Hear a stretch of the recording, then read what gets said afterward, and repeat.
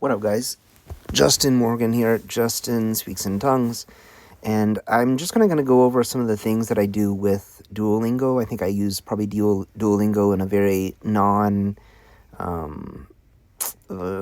a way that's probably very different than what most people do. I don't just use the tree. In fact, I actually use very little of Duolingo, but I think what I do with it contributes quite a bit to language learning, or contributes to my language learning. So this form of the word to answer here that I have in Spanish is something new, so I've saved that. I'm going to show you what I do with those, because I think that what I do with between Duolingo and Anki is a way to use Duolingo that makes it far more efficient and better to use than what people have typically done, or what people typically do with it. But so I just listened to this sentence. I'm going to finish out this lesson. I've done a little more than half of it so far.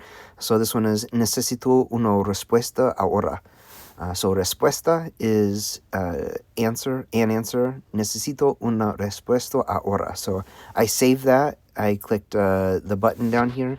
I don't know what it's called. There's a flag, and then there's like the share button right beside it. So I click that, and I click save image, and saved it to my camera. So I'll come back to that. I'll show you what I do with that. No entendemos estas palabras. I don't understand these words, or we don't understand these words. We don't understand those words, maybe. We don't understand these words. All right. No entendemos estas palabras. Yo sé algunas palabras en francés. Yo. I think I'm not hearing this very well.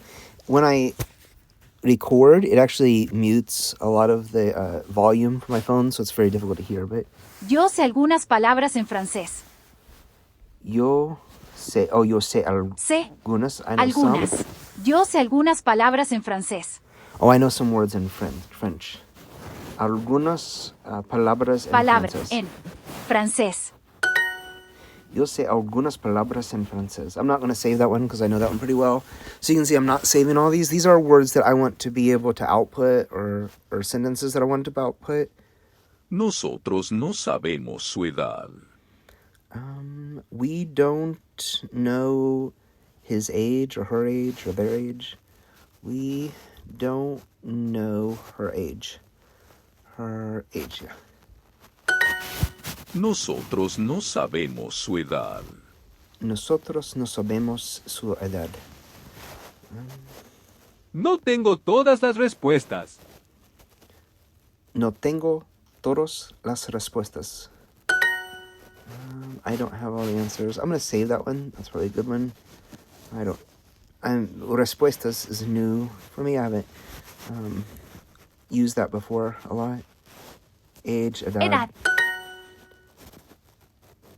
I don't know the age of my grandparents. No. Yo. No sé la edad edad de mis abuelos. de mis abuelos. Okay, I know that sentence. I don't really need to save that. ¿Sabes la edad de tus padres? All right, ¿sabes la edad de tus padres? I know that. We don't know the age of our teacher. No sabemos la edad de nuestro maestro. Nuestro maestro. No sabemos la edad de nuestro maestro. So I didn't save very many from that, actually. That was maybe not the best example, but yeah, so I saved a few things, though, that I wanted to learn, especially from the word respuesta, which means to answer, or to, I think it's kind of to respond. And I'll show you what I do with those now. So usually I don't go through the entire tree on Duolingo. I think that's not a very efficient way of using your time. So you can see I'm going to do one of these lessons per day. And the only thing I save from them is the ones that I'm going to kind of memorize and how to output. And once I get done with this, I'll go down here and I'll actually do jump here, and I'll test out of this section. And anything that I get from that, I will also save so that I have kind of a variety of vocabulary. But by the time I get through the 5 levels on this first section here, then I should have pretty much covered most of the material that's going to come up, most of the sentences they want you to learn in order to pass this, and the concepts and the vocabulary. And then anything that's missing, I can either get from here. I can flip, if you look where it says Section 3, Unit 4, Say What You Can Do, there's a notepad over to the right. If I click on that, it takes me here. And if there's anything I don't know in here, I can save that, save those sentences, read through these grammar concepts, and kind of gather any information that I don't already know. And then the question is, what am I going to do with those things? And first, I'm going to take them and kind of use them to review. So I'll take a sentence like this: No necesitas llamar, el museo abre a las 10. So this word llamar is a big reason why I save this. I get confused about llamar, llamo, and some of these words in Spanish that begin with the double L at the beginning. It makes a ya sound. So I get those mixed up, and so I'm wanting to kind of save some of them so that I memorize them. So what I'm going to do then is go to my Anki deck, and you can see I have sentences saved for Spanish output. Eventually I'll put it in there, but before I do that, I need to know these sentences pretty well, because if you've ever used Anki, once you start putting sentences into it or words, it can be very overwhelming. So by the time I put something into Anki, I want to know it really pretty well. So I'm going to show you my document here. I have an output practice that I do. And you can see, this is from yesterday. Today's February 16th. So on February 15th, I actually made this. And I did, I think, 10 sentences. Usually I only do 5, but I hadn't done sentences in a few days, so I went ahead and did this. And I actually dictate this. So, where is my brown coat? ¿Dónde está mi abrigo marrón? And I just repeat that 5 times. So I need to get it right 5 times. So we're going to make one today just for an example, because I want to show you guys what I'm doing here. So today is going to be Februario 16, 2025. And let's see if I can get all that right. I'm going to change my keyboard to Spanish so that it shows up in Spanish instead of English. That's obviously not right. It's kind of right. And let me try again. 2025. I got it. So it wasn't entirely off, but all right. So I sometimes will type these out so that I get typing practice in Spanish. So I get used to using accents, and if I have the ñ with the tilde above it and things like that. But a lot of times I dictate them, so I'm used to speaking. So the first thing I do is put it in English. So our English sentence over here, I think, was, "You don't need to call. The museum opens at 10."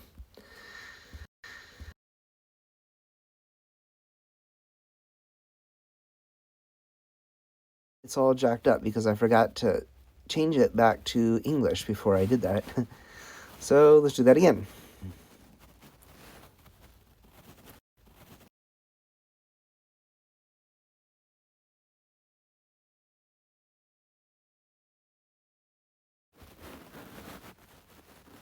Right?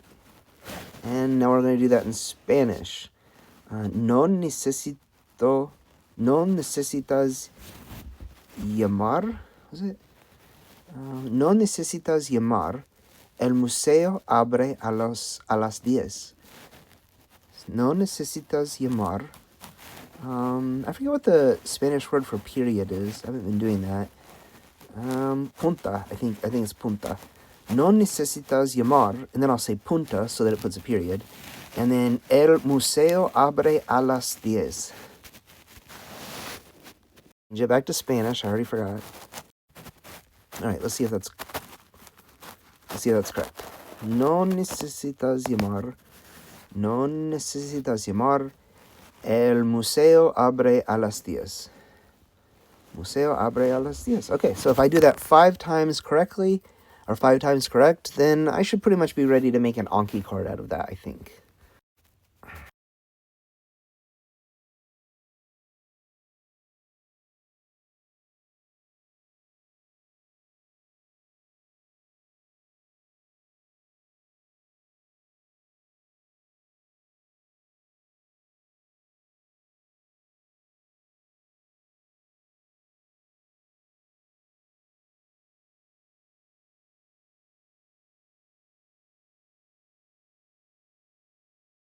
Okay, so you can see I got one done. That's one card. So now I can make a Anki flashcard out of that because I feel like I've done enough work with it that I should pretty much know what's happening now. So when it comes up and I start learning it in Anki, which would be today or tomorrow. Like it's not, I don't make Anki cards until I'm ready to start learning them. So I used to do this with Anki, where I would make a bunch of cards and try to learn sentences through Anki as they came up, and it became overwhelming. It got to where I like dreaded seeing Anki or having anything to do with it. So I think Anki can be a really beneficial tool. But if you're doing it like that, you're eventually just going to hate it. So doing it this way, I don't mind doing Anki because I know when the cards that come up, it's going to be things that I've spent a bit of time with and taken enough time so that I learn. So now when I go over to Anki and put this in, I can say, you don't need to call, the museum opens at 10, and then I can say, no necesitas llamar, el museo abre a las 10. And I should be able to remember that. So let's go add. So then and only then do you put a Anki card in. So I'm going to switch back to English on my keyboard.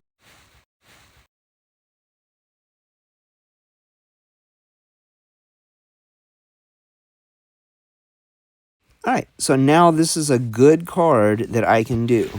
And I will remember that. So that is pretty much an idea of beginning to end what I do with Duolingo. Once I finish this first section, I'm done with this entire section. So my last act will be to go on and test into the next section.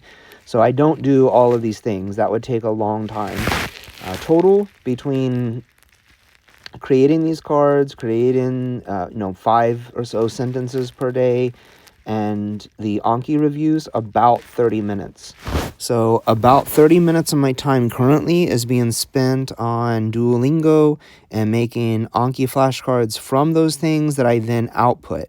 And when I say output, the reason I call it outputs because I have a English sentence there and I have to generate Spanish from memory on that. So that is why I call it output, is because it's forcing me to respond to things in Spanish.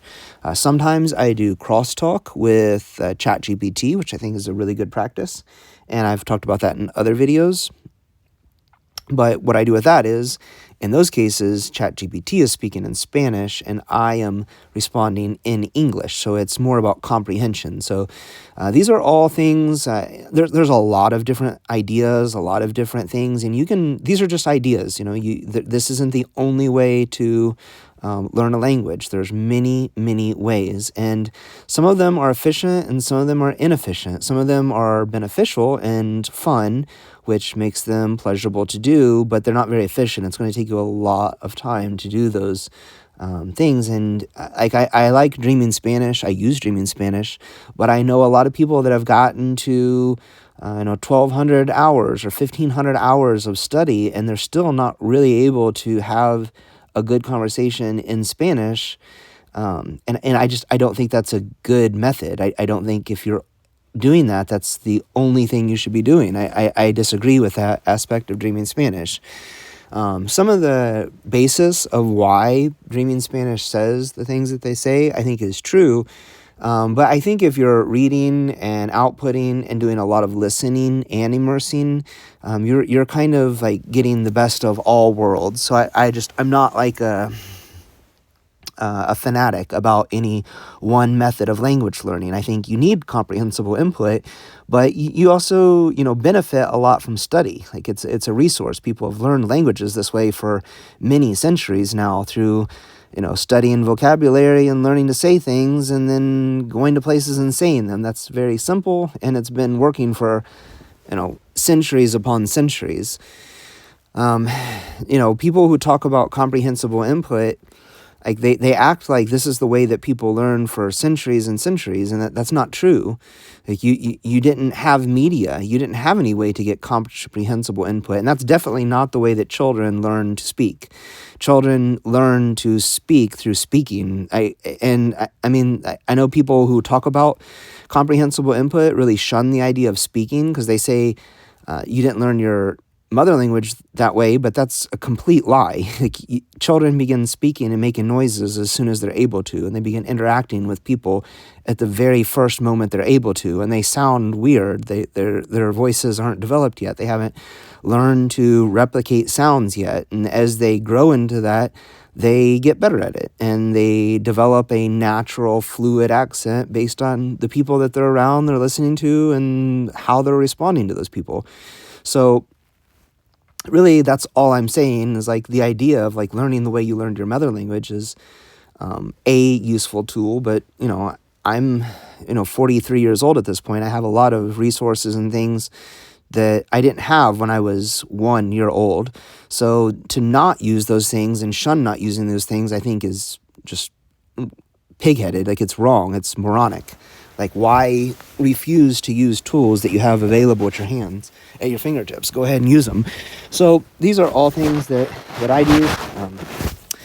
Paul Nation, linguist, talks about the 4 strands. I think if you're finding ways to integrate those 4 strands, in equal parts, probably speaking, listening,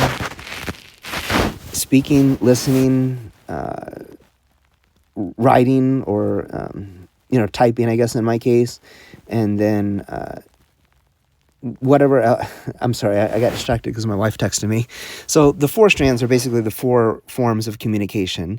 The 2 outputs would be through writing and through speaking, and then the 2 forms of input would be from listening and through reading. So if you're doing those are great things to do. Look for ways to do those in equal parts. Get comprehensible input through the forms where you are listening and reading, and then get through the parts where your output, look through ways to integrate that in so that you're writing or typing, I think is a fine way to do that, or to integrate that part instead of writing. Just do typing and then speaking. So you guys take it easy, and I'll talk to you in a video coming soon.